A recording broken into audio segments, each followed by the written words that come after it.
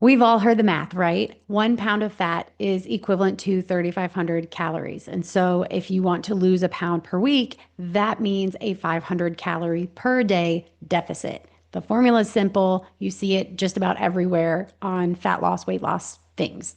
And because we humans love nice round numbers, we start thinking in those weeks. That 1 pound per week sounds pretty reasonable. So, yes, 500 calories per day is the golden ticket.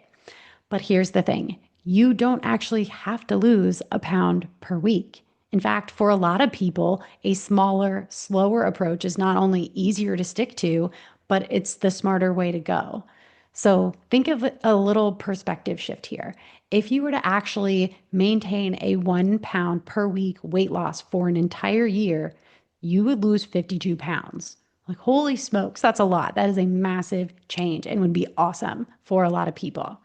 But for many people, that pace is not realistic without feeling super hungry, restricted all the time, and probably getting burnt out somewhere along the way. So, what if instead of that 500, what if we cut it in half and did a 250 calorie per day deficit?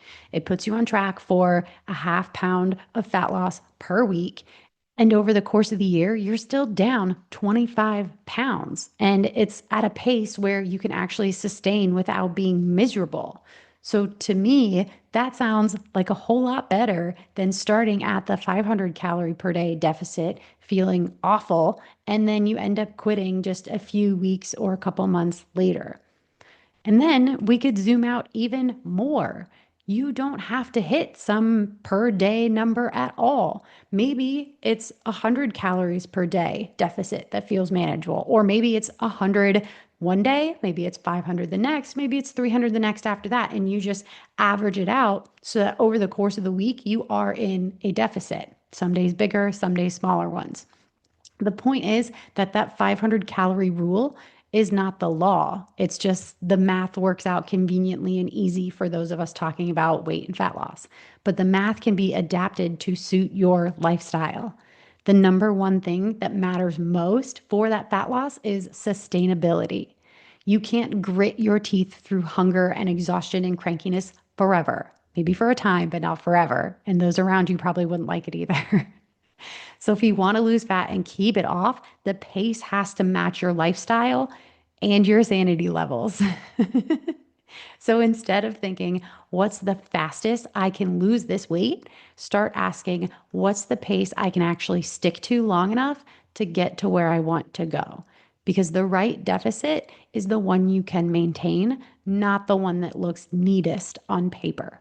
That's today's daily bit of fit. Take it and run or walk or stretch. Just go move.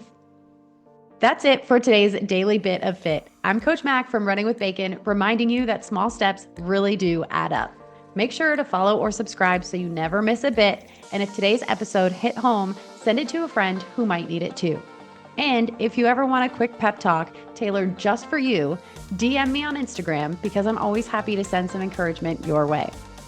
You can find more support and my health coaching resources at runningwithbacon.com or come hang with me on Instagram for some healthy fun. Until next time, keep taking those small steps because you don't need a perfect plan, just a consistent one.